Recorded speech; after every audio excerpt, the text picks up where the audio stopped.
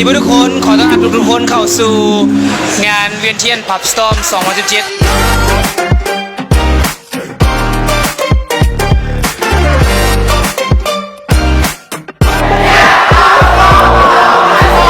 ในมื้อนี้พวกเราจะมีการเฮ็ดกิจกรรมหลายอย่างก็จะเป็นกิจกรรมของกลุ่มที่มัก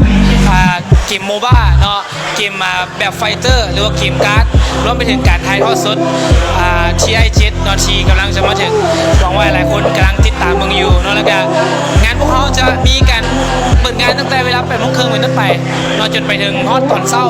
ในฮอตชิงชนะเลิศของ TI7 มาลุ้นกันว่าผู้ใดจะเป็นผู้ชนะเลิศแล้วก็มีกิจกรรมต่างๆเกิดขึ้นหลากหลายอยู่ในงานของเขา